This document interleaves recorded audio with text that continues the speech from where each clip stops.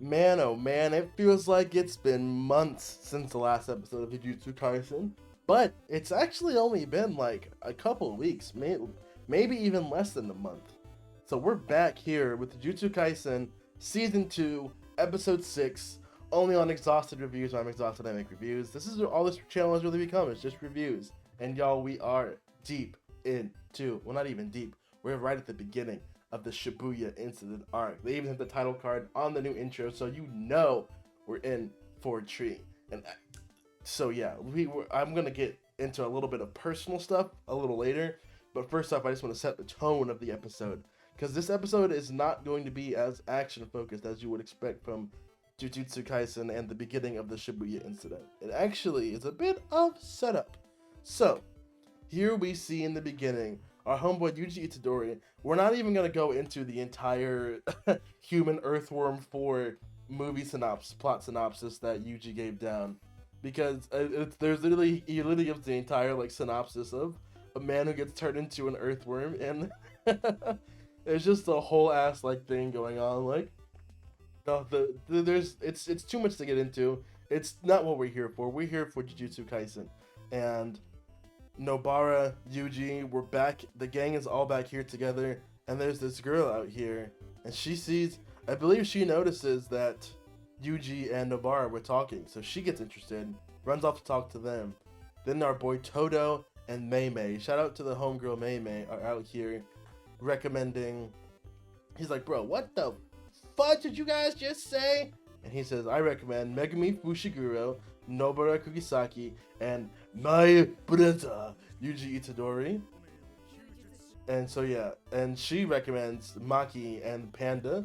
So it's honestly kind of crazy that we're already in season 2, and we've some of our main players, especially Glasses Girl too, Maki, especially her for not having any curse energy that she can harness. For them to be able to get special or first grade recommendations from their these two peers, it really shows the progress and the power that they've put in just one short season, especially Yuji and Nobara especially. So these guys have something special going on. They've definitely got a little bit of extra oomph in their step. And my boy Todo, he thinks he's got it all plans out. He's like, bro, it's gonna be perfect. My brother will accept the recommendation. His bro's literally like playing ping pong. He's like, they're gonna accept the recommendation. We're gonna be able to go on missions together, and I will be able to train Yuji into becoming the world's greatest sorcerer. And he's, oh, bang, bang, bang, bang. And he's like, you're forgetting one thing. He's like, bro, like, it is truly my destiny. And you're like, bro. So she's like, bro, sorcerers who recommend people, they can't accompany them. He played himself. Oh no! So now he's not going to be able to to hang out with his brother, which makes sense because you wouldn't want to recommend someone for a job, and then it turns out that the person who recommended them has been doing all the work for them to get them into a higher position. So that puts a little pin in that for now. Yuji, unfortunately, will not be training with Todo, sadly. So we get this episode is mostly a kind of a character episode, just to set the ground for who our characters are and what their motivations are, basically. So we see she's like interested in Itadori, and she pulls up on him, and she's like, well, I saw you with Itadori, and I thought that, you know, since I look a little differently, I thought like, and she's like, wait a second, like, it's like that, right? She's like, yeah. It's like that. So she calls up Fushiguro's sister and drags him over here. And honestly, for no reason. It's kind of hilarious because like they're talking about how she's like super interested in Itadori. And he's like, wait a second. Something in my heart just happened. She's like, what happened? And she's like, bro, this is Yuko Okazawa. She, whatever. But she has a crush on Itadori. So it's like that. And it's like, yeah. It's like that. It's like, well, I think he's single. He's got a pin up in the gym. They really just spend a lot of episodes talking about Itadori, and like, because they're friends with him, but you know they're not like with him constantly. He mentioned she likes tall girls, but and she's tall. She's like, yeah, you have a shot. Let's do it. We're gonna. Don't even tell him anything about like what's going on. And she's like, oh wait a second, bro. she's definitely not even gonna notice him, bro. She's not the same girl at all before. That's what she looks like before, bro. So she's like, bro, huh? Who are you? Are? So Nobara expecting the worst of the episode. It's like, oh yeah, I remember you. So, classic save from Itadori. He's not the Dumbo that everyone thinks him out to be.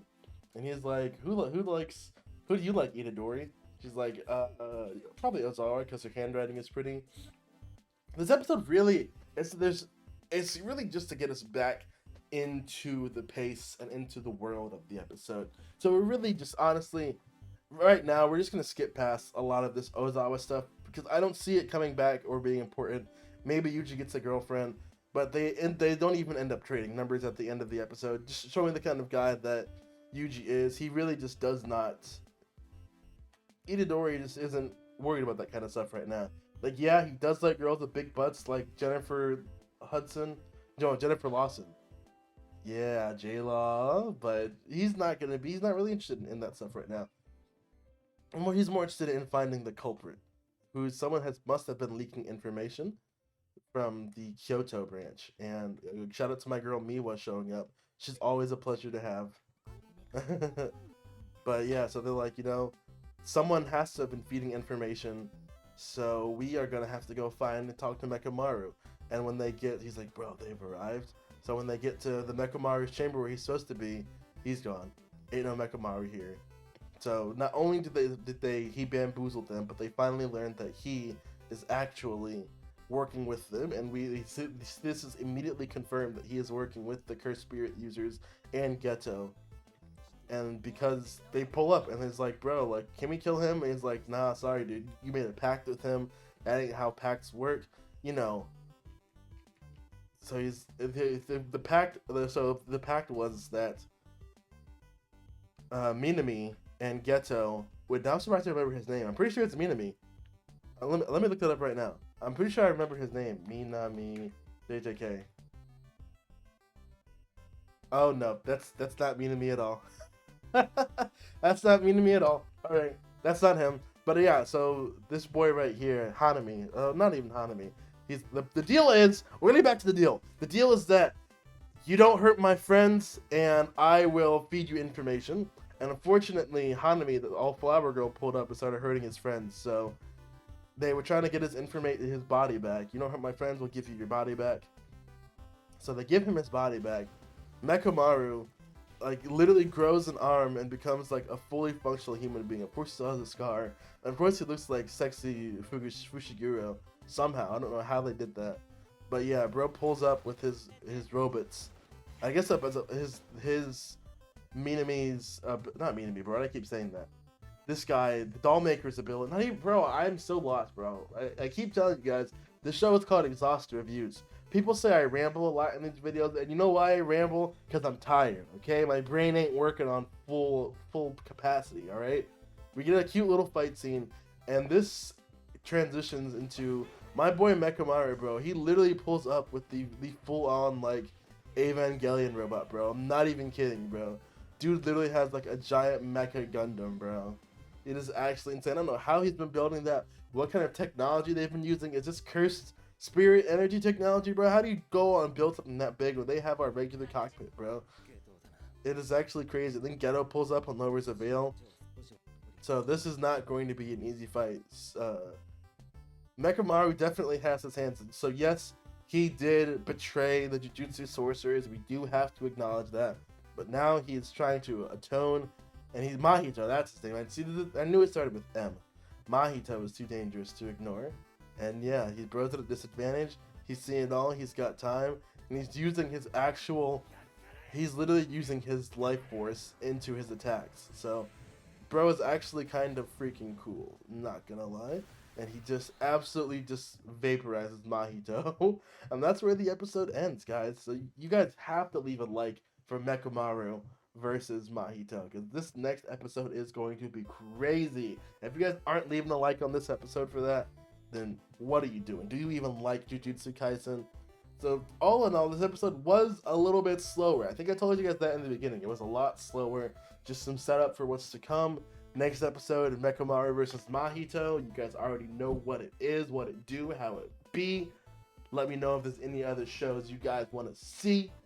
And I will see you guys in the next video. Peace.